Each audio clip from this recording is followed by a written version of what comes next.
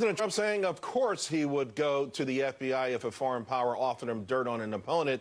It's something of a walk back on comments that he said earlier this week with ABC. Of course, those comments outraged both Democrats and Republicans. Joining me now from the Daily Caller, Chris Bedford, and liberal radio host Ethan Behrman.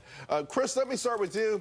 You know, I thought he said to George Stephanopoulos that he would do both, that he would look at the information and that he would send it to the FBI. But certainly, he left enough out there that people like Lindsey Graham were concerned. And there was a reason for concern. And if I were the president, actually, I've heard from people in the White House who are very concerned why the communications team would allow this whole interview to happen in the first place, giving such incredible access to George Stephanopoulos, who's not somebody who the president usually gets a very fair shake from. But here's someplace where the president, he'll go off like this. His comms teams know that. This was an unforced error, and it's not any really different or worse than anything he said in the past. It's probably the thing he's been hit on the most is saying, Russia, if you have the emails, release them, that joke on the campaign trail.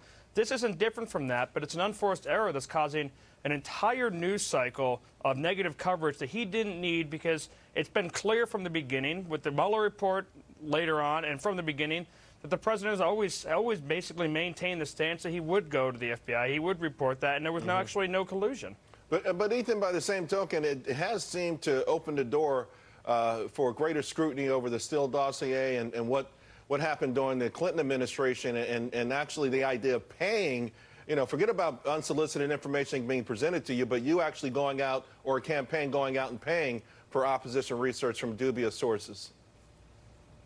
Oh, paying for opposition research from a Washington, D.C. based firm, Fusion GPS, is not illegal, and it's not a foreign government. By the way, not just a foreign government, an actual hostile foreign power. It's an autocratic regime led by KGB, Stasi, FSB, Soviet-style leader who is actively trying to undermine our country. The integrity of our democratic elections is fundamentally different than what every campaign does, as dirty as it is, and I don't like it either, which is doing opposition research. But they did it in a legal fashion, and to compare the two is fundamentally different. I'm disappointed and deeply disappointed to see the president even consider it for a half a moment, which he did in the campaign, which Chris just said was a joke. I don't take it as a joke. Foreign interference, influence, and intrigue, as our founding fathers were worried about, should not be joked about. Chris?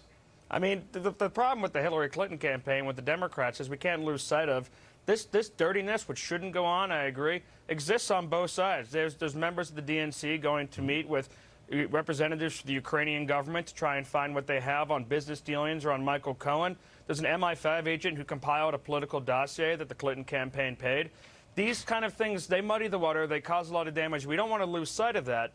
And at the end of the day, this was an unforced news cycle by the president that he did need to create after the Mueller report said pretty clearly that there was no collusion. So where do we go from here? Because we are now waiting, Ethan, for the IG report. And the tables could be turned. The pressure could turn on Democrats and their role that they may have played on the source. Where did all of this begin, and you know, how smart was it to pursue this, you know, or even legal to pursue all of this in the first place?